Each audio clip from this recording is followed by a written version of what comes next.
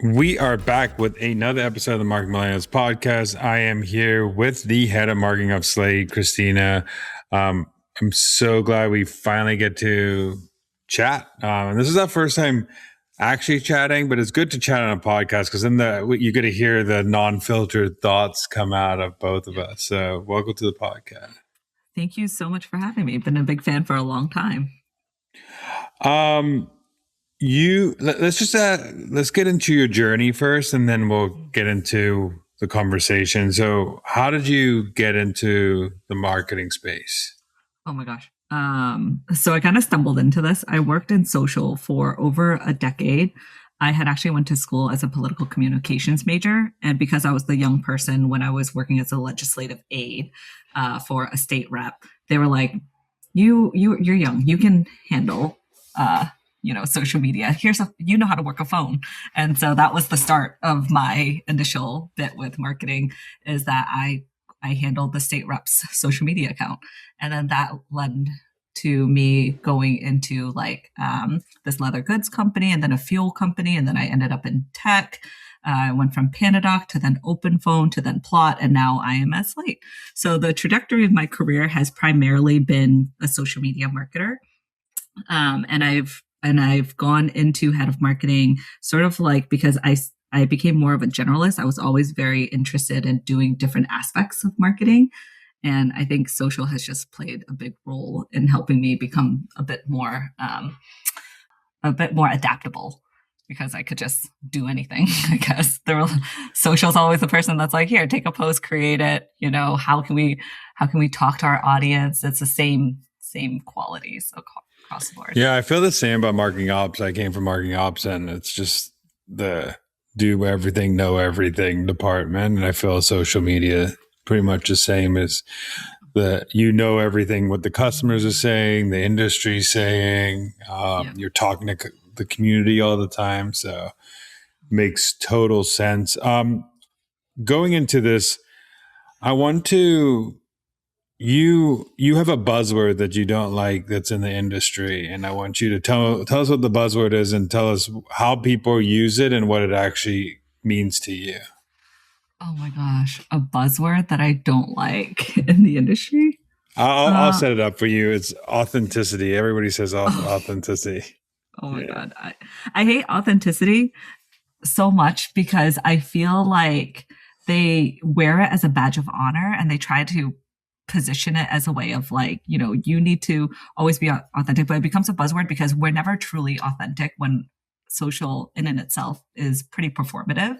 And I find that it's really jarring when people are like, yeah, this is so authentic, but it's like that probably went through that campaign or whatever that post is, probably went through, especially from the brand side, probably went through a series of revisions and back and forth and planning.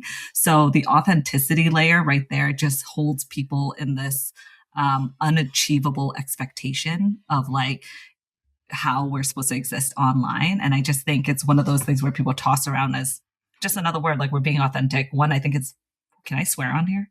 Yeah, go ahead. One, I just think it's bullshit. Two, I think it's also very lazy. And three, I think it's kind of like a cop-out to say, we're trying to be edgy by being authentic because this is how we define it. But authentic is very subjective. It's hard to define what that is online. That is a very performative state.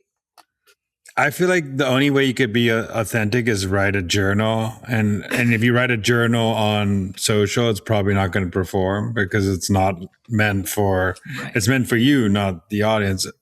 You have to, if you would write your journal online, you would have to rework the journal to have a hook, some meat in there that will keep grabbing the attention, storytelling. And then it wouldn't be a journal anymore. It's just something to help make the audience. Because you fit everything into a framework. And then I also think, do you really want people to be authentic? Like, do we actually want that? We certainly don't consume the content that have, the meandering thoughts or the half-baked ideas. We ourselves as, the active scrollers, we don't like that type of content. So why are we saying we want to see people's authentic self? Because authentic could also mean trauma dumping on a daily basis. There's different ways that people can be authentic. I just think when we think about the platforms, there are these social norms that, get into place on how we should act and behave on there, that I think it would be completely disruptive if somebody was truly authentic and show every layer of themselves. And so, yeah, I just think the word authentic just feels really, I think the definition needs to be changed maybe. Like I would probably say, because I don't know, so much work goes into authenticity. Yeah. What do you think? Let's say when people say authentic, but what do you think that what does the market actually want? Because we kind of said that if these authentic posts Yeah. aren't, if someone's really being authentic and laying it out the line and not caring about metrics, or they're not caring about likes, they're not caring about comments, they're not caring about performance. But what is the, if you would have to, being in your years in social and seeing that, what does the market actually want out of content online? Yeah. I think what they really want is to have content that's relatable to them in that moment. I think that's what they want. And I think often that's why, we see the addiction happen when these algorithm becomes very specific to knowing you as a person and showing you content that you generally like to engage with. And so that's why I think like even authenticity, when we think of, back in like, I don't know, let's say 2016, 2017, when the Instagram, oh my gosh, I'm dating myself saying the Instagram. That sounds like my parents when they go the TikTok. But when Instagram used to reward people for their authentic or not their curated posts, and then I think because that layer of performance where people had these really highly curated life people started realizing like, oh, this is making me feel bad about myself because I'm not doing things in a way that, or living my life in a way that is what I'm seeing online. And I think that resistance to engaging with that type of content started taking form. And that's why the word authenticity started coming around, where they're like, no, show me the uncurated side. Show me like, the messiness of your life, because that's what's innately human. Fast forward, now we're in a place where the algorithm really controls what you like to consume and see, and everything is tailored to you. I think, again, I think the audience really controls what they want to see. So when they say authentic, it's really uniquely what they like. Because again, like I could say I want to consume content that I feel is storytelling, human, something that makes me feel like you're not being performative and fake and you're not an ad. But then another person might be like, I want somebody to be able to show me all the curated stuff. So I don't know. I think it's all subjective and depending on the person. Yeah, it's just, I totally agree. I mean, and authentic means different from a creator versus a brand, where, Yes. and the definition is changing all the time. Like, what does Yeah. it mean to be authentic? You're not authentic enough. You're not showing the deeper side. But when they start to show the deeper side, then they're getting trolled on or they're getting hated Yes. on. So it's really hard to actually I mean, be fully authentic online. yeah. Have you ever seen a post where you think to yourself, wow, you actually had that thought, you typed it out, and then you shared it? And it's like that person might be very authentic in that moment, they're just sharing whatever thought came to mind. And and I feel like sometimes the way people react to things, it, like would dictate how that creator or that person who's sharing perform in the next post that they share, you know? Yeah, because I mean, as a brand, you've done this 1,000 times. You make a post, and you think you have to go through the checklist in your head where, hey, is this fit our brand guidelines, our brand values? Am I going to get canceled for this or not? Am I? And you just start going down the checklist Yeah. in your head before when you even start creating, and that Right. already waters down what you were going to originally think, because your Yes. brain is filtered to have these guidelines, and Yeah. your audience, if you show a meme of this person or a Mhm. picture of this type of person versus that type of person, or this or that, Yeah. you're at risk in the community for maybe not being authentic enough or being Yeah. cancelable, or so you have to have there's an always on filter as a social person or a social company or as a brand where you can never be truly authentic. Yeah. And I think that's why we have these branding exercises in every team that I go through, every company that I've been with. I think it is important to know in the beginning, and this is from just, the brand marketing side of the house.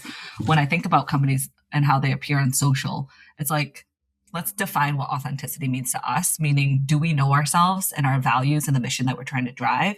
And how does that show up in our content? And I think oftentimes people get shiny object syndrome when it comes online, and they're like, oh, I see what this company's doing, like they're totally disrupting the market, like look at them getting all this attention.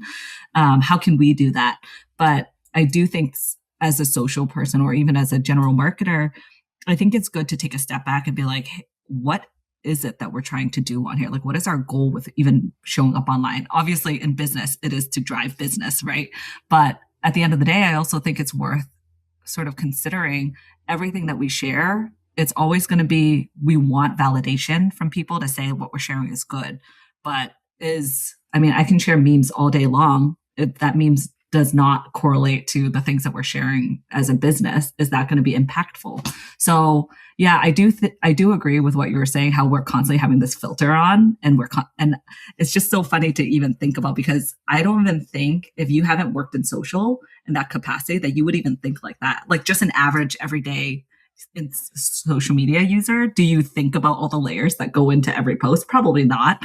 But for some reason, the rest of us who like to share things online constantly filtering through. That's why some of the younger creators succeed faster, because they have this innocence to them when they're posting, where Yes. they haven't been through the trauma of layers of social over the year. Yeah. But I wanted to ask, like, let's say a brand did say we're authentic, or we're sharing our authentic values as a brand. Let's say like it's authentic values.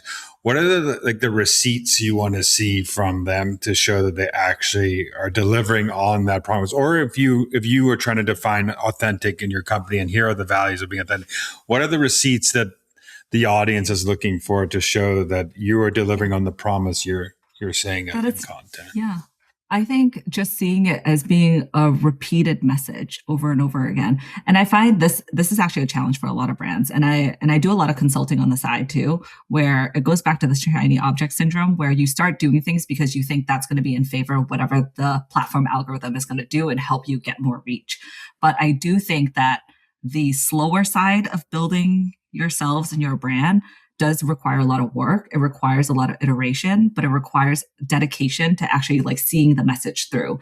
And I find that if you are going to say that our brand value, like I'll use Slate as an example. We really value the fact of like, we do think social teams are the most under-resourced group of people, and they are typically they're under-supported, they're under-resourced, they are not utilized to the max capacity. They are often like the last to be considered for a lot of things, yet they have a high threshold of responsibilities that is, pushed on them day in and day out.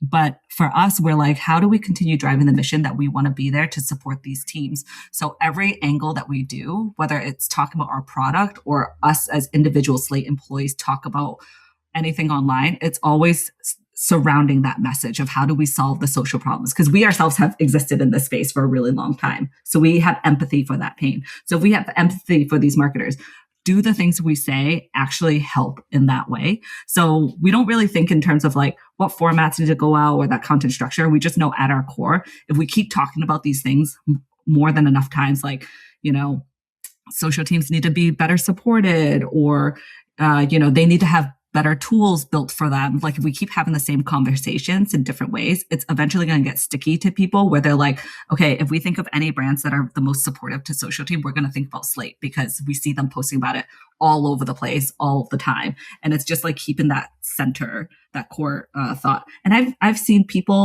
companies who say things like, we want to be super innovative, and innovation is like such a weird term, because I'm like, how are you different than the next brand that's saying that they're innovative, but then you have companies like Patagonia who are very mission driven, and you see the things that they give back to the community. You see like the way they work with their creators. It's every single touch point of their marketing like fully validates the things that they post on their website and the things that they say that they stand for, because you just see it repeated over and over again. I just went on a full tangent. No, I agree. I think the core of great content and great social and great marketing is going back to always delivering on that core at every, like you said, at every touch point. I think, and that's why I think a lot of people don't have a lot of marketing problems. They just have a positioning problem or a messaging problem, and they don't have, I need to put out more content. I need to do this. It's usually that they haven't defined what you have defined at Slate. They haven't defined what they did at Patagonia, and they rely on, we are the most innovative, blah, blah, blah, blah, blah. And then they're wondering why their content or marketing is not hitting as hard as someone who has defined a message that actually hits with their audience.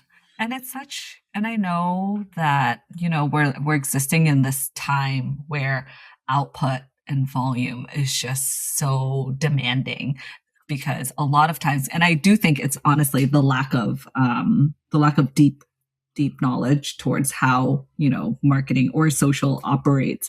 But I think like this whole thing of, we want that dopamine, quick results, like we want to go viral, we want that attention, is so like everybody fiends for it, that I feel like it distracts people from actually putting in the effort to build that sort of reputation, because it requires a lot of work. It does, like, it's a slow burn in a way, but I think it's worth the effort to push into that and really like develop your positioning, because that is so important. And I find that you eventually double back on it anyway. So if you're focused so hard on like, we just need more content, but then it doesn't relate to anything because now you have a variety of content that doesn't connect back to any core messaging, that's when people are like, how are you any different from any other SaaS company or any other company in the market for that matter?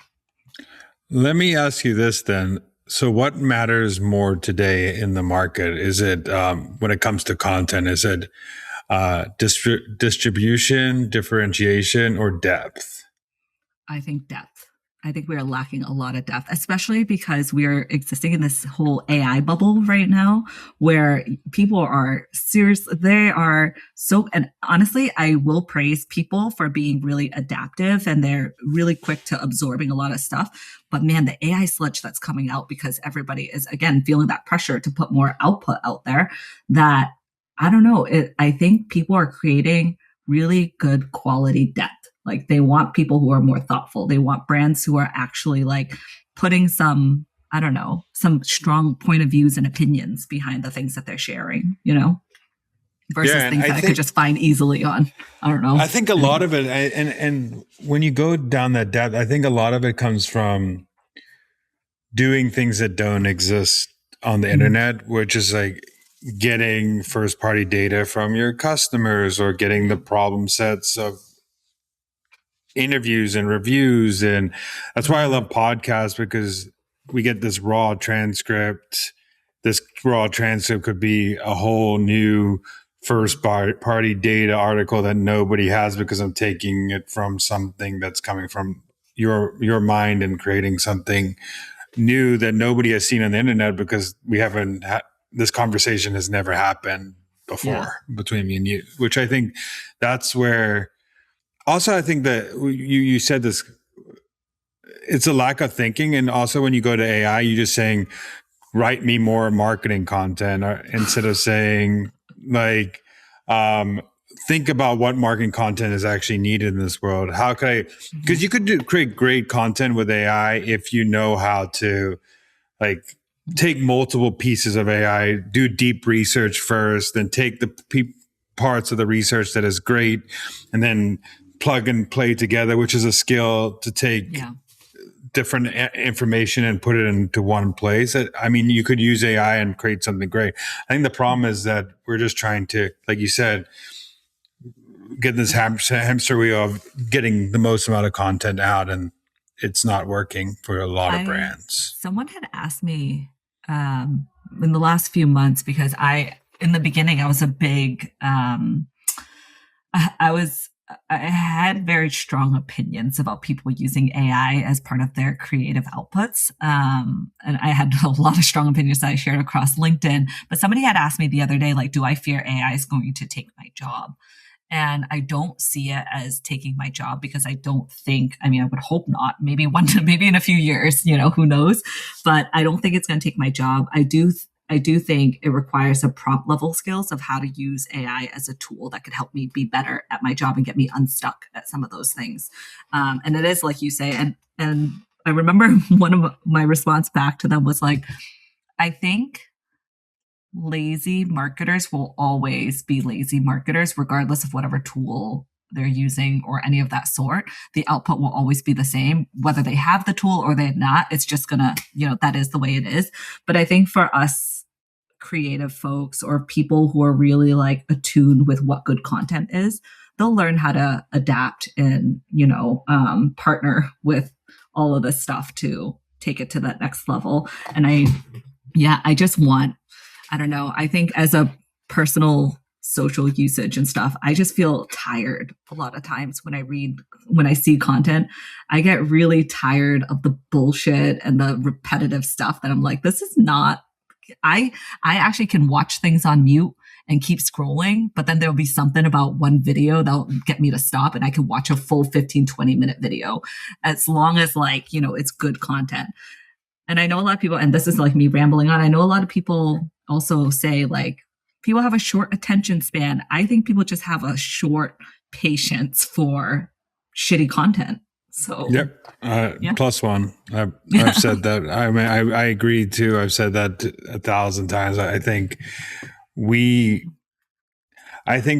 bar for good content just gets higher every year, and a lot of people stay at the old bar, or they stay below the bar, and that's why they're not breaking through. I think since we're getting so much content out there, that's why when we go back and watch a movie that we liked maybe 10 years ago, and we see how bad the effects were and this, and then we watch a movie today and see how 10x better it became. The bar of creating a movie is now, I mean, there is great storytelling and there are great movies in the past, and I do believe that they are, but the ones that were created poorly and were great at that time are like supersede the ones that now could supersede if they have the storytelling and the aspects of a great movie and have that extra layer of creating great content on there. That is such a good analogy to compare it to. The bar is getting better. And you just have to keep. And I think the thing about tools, what I think we just had the conversation about tools, is the marketers that are going to win is the ones that could make themselves 10x, 20x, 30x better with the tools. It's not the ones that are going to be replaced by the tools. Is how can I make this tool make me as a marketer 10x better at my job, 20x better at my job, and like not 2x, because a lot of people are already becoming 2x better at that job because they could do it. They can read things at super speed. They can digest information faster. But how can we get 10x, 20x, 30x, 40x, 50x better at a job with AI?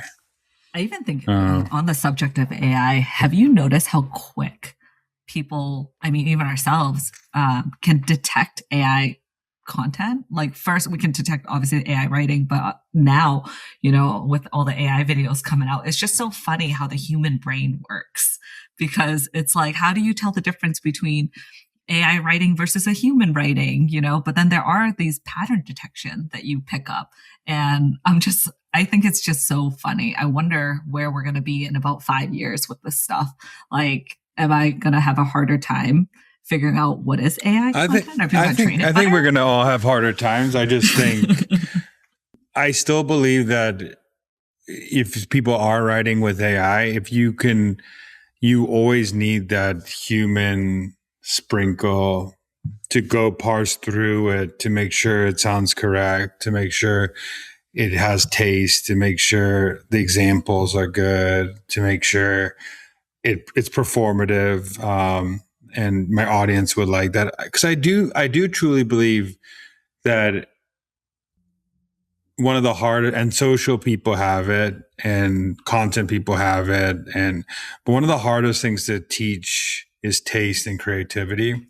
So It's hard to teach it, and yeah. AI is only the inputs you give it. So if you have a great taste and expertise, that's why I feel for the new marketers coming in, because expertise is what teaches taste. You have to be able to see things over and over and over Yes. to get taste. And I think the marketers who have built that muscle are going to be stronger and stronger. Now, like creative marketers are going to be the ones that are hard, because now AI could just analyze data like this. Like, you don't need to be great at data anymore. Yeah. Yeah. So it's crazy. I say, in a way, you know, that is the flip side, where it could handle all the mundane stuff that I hated about my job and let me focus on being creative. And maybe sometimes my focus on being creative is just laying on the floor and having a long think. Yeah. I mean, I think that's the benefit. I think we weren't for 10 years allowed to be able to have time to think, because we had so much we had so little time to do everything else. So, and that's the social managers, like we're talking about social right now, like social media managers, since their jobs is blah, blah, blah, like all the time trying to do this stuff, they don't have time to think about the next big creative idea, because the next big creative, they don't have time to do it. They don't have time to just go on a walk and refer, because the best ideas don't happen when you work. And if you're working all the time. Right. And it's so funny, because this all goes in a full circle moment of us talking about authenticity earlier. If we want so badly to create original content that resonates with people, we do have to carve out that space to give ourselves the moment to just think a little more deeply on things. Let's go back to something specific about. So, what do you think social teams misunderstand about making content efficient or efficiently? What do I think they mistaken to build? That's a great question. I think they mistaken creating content efficiently by just like more volume. I really think it's just like, how can I produce the most amount of content in a short amount of time, so that way I can plug it all in the calendar and batch it in a month's time. Social moves so fast these days that the method of managing these accounts that I've done maybe 10 years ago, you know, with the whole calendar, batching, doing social holidays and all these other things, that stuff doesn't work anymore. We have to move at the speed of culture. Yes, agreed. But we have to also be attuned with what's happening and be able to read the room a little bit and create content that's actually going to be sticky. So I think in order for folks to do that, they really just got to have, I don't know, better tooling, better understanding of their what their company goals are. And the way they could be efficient is having all that clear in the very beginning. And so there's no hiccup along the way. Like, I think sometimes as social people, we have this idea of how we want to project the company forward by simply creating content, but it's very hard to tie it back to what the business trajectory is. And so we need to marry, you know, social and the greater marketing a little bit more. Yeah, I love that. I think the old social way of doing things is never going to work again. And I think it goes back to what we said at the beginning, and you said, where great content is just relevancy, and relevancy could be in a lot of different buckets. Like, relevancy is, are you relevant with the pain points of your audience, which is evergreen. That's evergreen bucket you could do. And the next bucket is there a trend that's happening right now that's relevant to my audience that I can hop on as a brand that fits my brand? That's relevancy. That's another stage of relevancy. And then the next bucket of relevancy is there something original that I could do to become a relevant brand? And there's like buckets of trend. There's a bucket of the evergreen stuff, which I know is going to work all the time. And then there's like that original bucket. And I think 70% should probably go in the pain point evergreen stuff, because that won't, but you need to be able to have space for that 20% of trend jumping on and that 10% of original ideas to win in social. I think teams just gotta have to like have an agreement and work together. Whenever I join any new company, I spend about a couple of months just fine tuning everyone's understanding of what our goals are on social, or even with broader marketing, because having that clear understanding from the CEO all the way down to like your very junior intern, and knowing like what our hopes are with this, that's gonna make the work so much better. I mean, I even know it's basic stuff too, like setting the brand guidelines in the beginning, implementing it across social. Like, do we use certain graphics for this stuff? Do we use this font? Do we use this color? Those are the little details that I don't think people often think about. And then they get stuck into this whole tunnel of back and forth. And that just slows the entire process of growth down. Let me ask you this. So what is the smallest amount of content a brand can produce and still win on social? Like what is that level? Because because there is a level where you're posting so little that you're not even in the feed and you're not being relevant. So what is that bar for you? I do think per platform, depending on what platform they want to prioritize, let's say if they have one social person, they should probably only choose 2 platforms max, because realistically, you need platform specialists to understand like the current culture that's happening on those channels too. That being said, let's say 1 or 2 platform max. I would say at a minimum, you should do 2 or 3 posts a week. And the post does not always have to be something original and new. Again, earlier you had just said we should have this bucket of evergreen content. That's something that's created across the team, not just social. That can certainly be used again and again as time goes on. But then we save the space of being like, let's have, some actually highly thoughtful original content come out too. I like to work in content sprints, where I like to really think about what's happening in the space. And the content sprint could be like 2 weeks, where we're always kind of leapfrogging. The content that we're creating now will probably show up in 2 weeks' time. And then during that 2 weeks, we're batching the next 2 weeks. So that's the minimum. I think 2 to 3 weeks. So that way you stay relevant, keep it on. And if you only have one person, you should only do a max of 2 platforms. Because I think any more than that, you're rinsing and repeating and probably using the same content across all these channels. And it's not going to land the same way. And you're just wasting your efforts. Yeah. A+. Better to be an B to A on channels than a C on every, because if you are posting all the channels, you're going to end up being a C across all those channels, and you're not going to win on one channel. Yeah. And realistically, how are you going to know what's actually working if you don't have that focus there?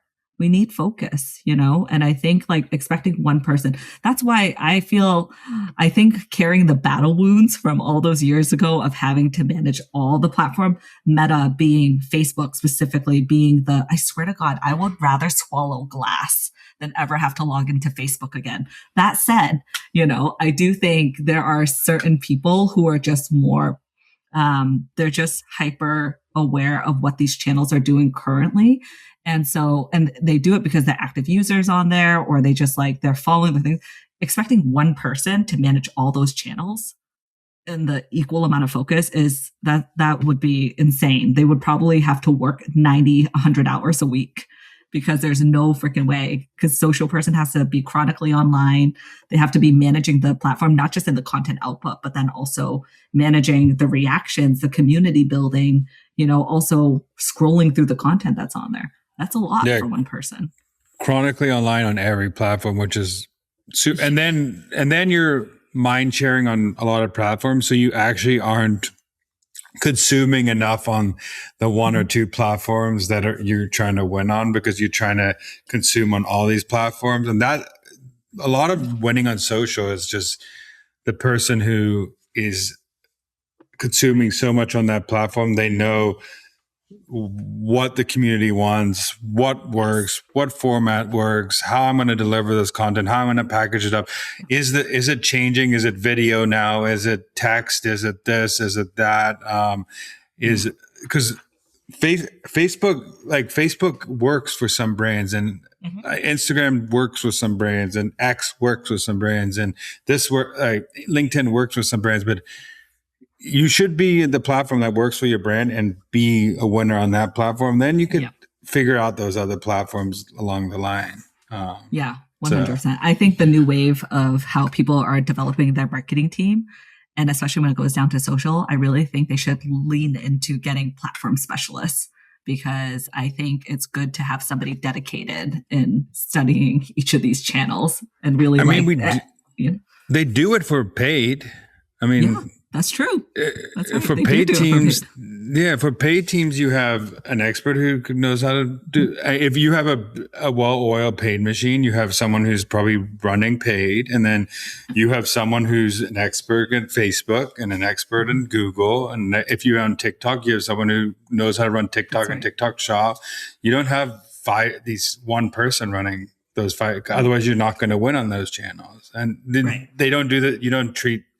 We don't treat social the same unless you're a big brand who has the budget to be treated. Who also has the budget to hire agencies to then focus on those channels, which is that itself is always bizarre to me. When I hear, I'm lucky enough to be able to, in the last two companies, and especially right now, I get to have these one-on-one times with different social teams across various industries. And the pain point is always the same, where it's just like, some of the bottlenecks that we experience from the organic side is like how you have the conversation of always having to manage up in a way of telling people like, hey, we need more resources. They're telling you we want more attention. And you're like, okay, great, but I need help in this. And their idea of help is not giving people the tools that they need. It's always like, let's hire a contractor or an agency to come in and do this focus, where they could have brought on an in-house person, ramp them up on this channel, and really give them the tools necessary to build it to the next level. That's why I am very, I'm super opinionated. And I think, like, not to do a plug here, but I do think the way we're running Slate's marketing right now, we're all social experts in our own respect, because we've all worked in managing social accounts across, like, in our experiences.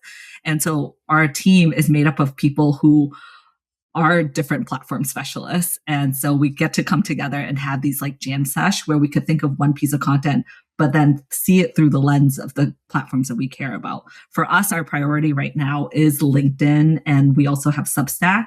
But, we're also thinking a lot about how Instagram was, and like, where do we want to consider Facebook? But that's a conversation we can have, because we're in a fortunate position where we have enough social people on the marketing team that could have that. Yeah, because also platform insights, I do highly believe that messaging on one platform will work on another platform. It's just packaging on platforms. Yes.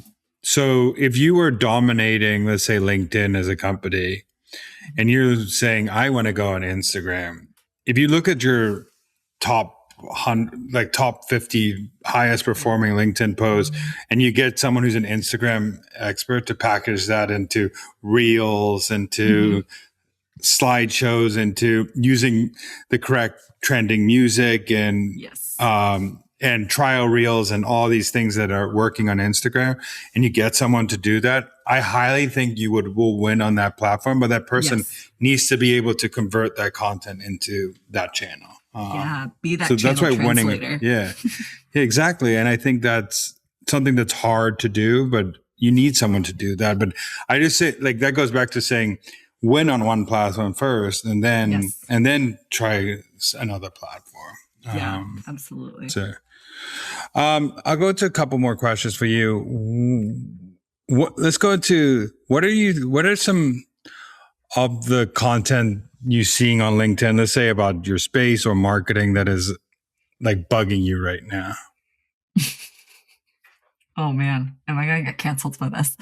I think the content that has bugged me personally bugs me is that I think gimmicky marketing is giving me the ick. And gimmicky marketing in the sense of like almost like these cheesy infomercials style. I think that was trending a couple of years ago, especially on a place like LinkedIn, where people were doing the corny marketing as a retaliation to the buttoned up marketing.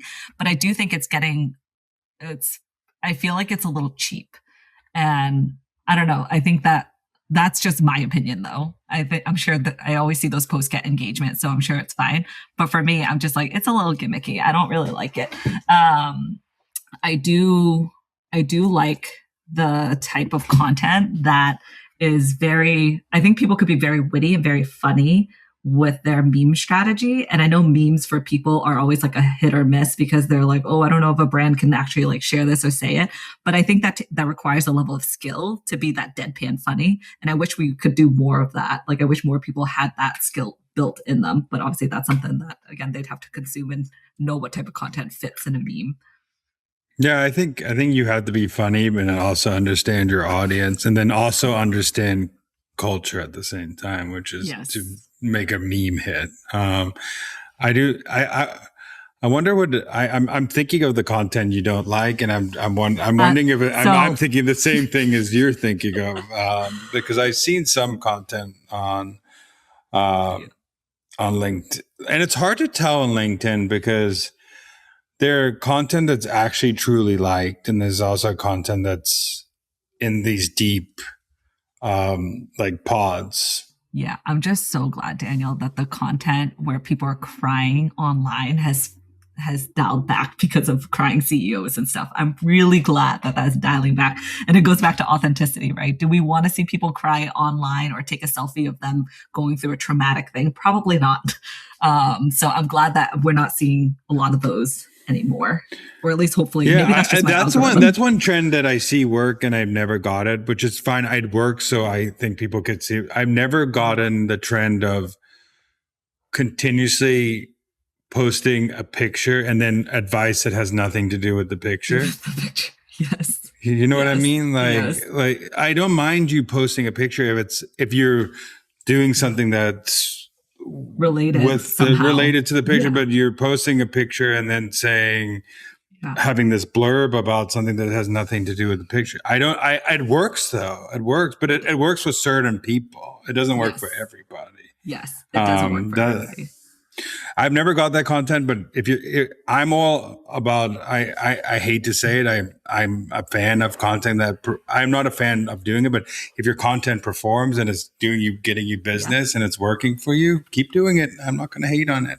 But I don't get that it works. I don't get why it works, but that's just me. Well, I used to get asked a lot too, as I share more content personally on LinkedIn or other channels. They're always like, what is your approach to creating content? And I'm like, whatever I feel like that day is my approach. But that being said, I think a lot of times people seek advice on what content works. And for me, it's really hard because it is subjective to your audience and, what you're known for. And that goes across for brand as well. It's hard to say, memes might work for us, but it might not work for you because your audience don't care to absorb things that way. Like your audience might be a bunch of finance people. I also think memes too, because I've done memes a long time, but I think part of why I think memes worked for me is because that's a format that people connected with me as a brand. Yes. It's not because it necessarily was the memes. It's just they knew that if I post, it would probably be a meme, and it's kind of something where if you show up enough in a feed and you do something consistently, which we talked about consistently, you start being known for that type of content. Where I know some people who are really good at video, they show up very good at video and they consistently do video very well, and they win that way because the next post someone's expecting a video, right, because that's what their brand is. And I think that's where it also sometimes if you post a random meme and then you don't post a meme for another 5 months, it's going to not hit as well as if it's part of your strategy to post it. So last thing I want to ask you, because I ask everybody on this podcast, and I know you love hot takes, but what is a marketing hill you would die on? Well, the marketing hill that I would die on is probably, Oh my gosh. I feel like this is a cop out answer if I were to say that a lot of hot takes are actually not hot at all.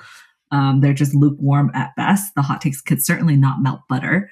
But if I go for something that's more specific to probably marketing and social, is that I just don't think the pray and spray model. Well, this isn't a hot take either. See, this is just lukewarm.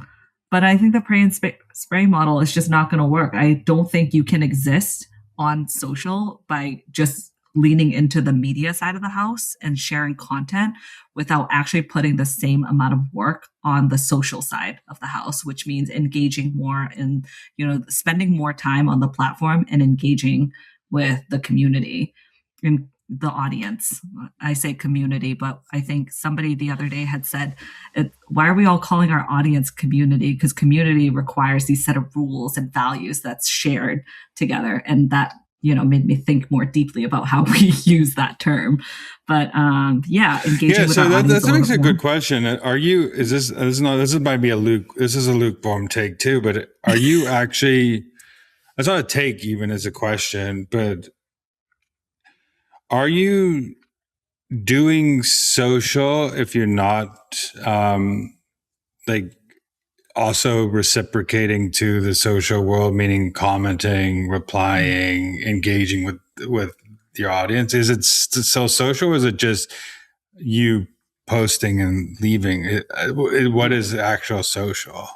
I think when you say you work social media, I think you need to actually work social and media. I think you need to have a balance of both, and not just the social side has always become sort of like the receiving reciprocal, they only react to people engaging with them, and they spend less time being, proactive with the community and spending time figuring out the conversations to be a part of. So I do think you have to be both. I don't think you should just take a backseat on the social side of the house simply because everybody's talking about content and how to show up more. I think at the end of the day, you'll probably help your brand a lot more if you balance it. And it's funny because I know you said that social has all these roles blended into one, but inherently what you're also saying is the title, like the word social media and the title social media, is technically two roles, because the social and social media is really that engaging with the community, being online, understanding what's going on. That's one side, and the media is the production, the producing of the content, and actually putting it out in the world. And those are two separate, I would say sometimes two separate skill sets to be good at actually engaging with community and knowing what to post all the time.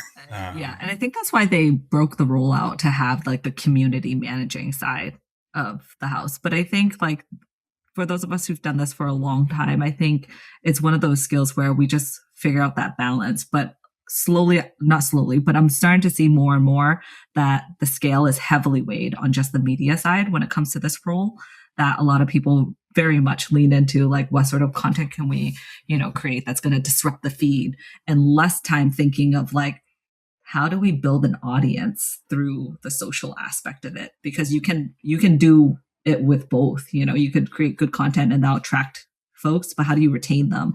Are you just going to continue posting and never engage with them, never talk to them, never hear their feedback? There's a lot. Yeah, it's a good point. I mean, I would argue even for just LinkedIn's sake that comments are way more valuable now than ever before. So if you don't have a commenting strategy, you're not going to win on LinkedIn right now. No, that's a growth strategy. Yeah, it's a total growth strategy. And it's so hard because if you think about the volume of content that's going day in and day out, there's the other angle of the more time you spend on these channels and then doing that community engagement, the more return you're going to have and more opportunities of people noticing you, because the wit that goes into some of the commentary certainly can land some attention grabbing things that, maybe media won't be able to grab. Yeah, totally agree. Lastly, where could people find you and what you're doing?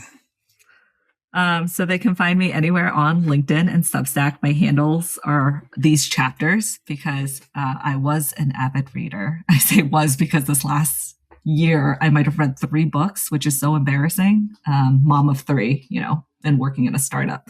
So yeah, LinkedIn and Substacks are my jam. I understand the pain. Now I understand becoming a parent in the last 6 months, like how hard it is to manage a job, a kid, and I couldn't imagine 3 kids and a job and being in marketing, perhaps. So I give a shout out to anybody who is doing this as a parent and a parent of multiple kids. You all are crushing it. So shout out to you for doing that. Shout out to you because you're a parent too. And yeah, it is all of this is all a labor of love. Sometimes I wonder if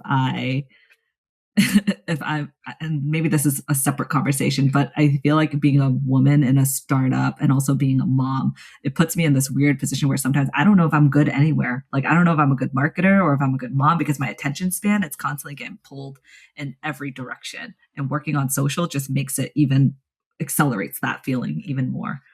But yeah. Well, thank you so much for coming on and sharing your lukewarm takes for the. I'm kidding, but I think it's good to have refreshing thoughts and someone who actually is in social and understands it deeply. So thank you for coming on. No, thank you so much for having me. This was really great.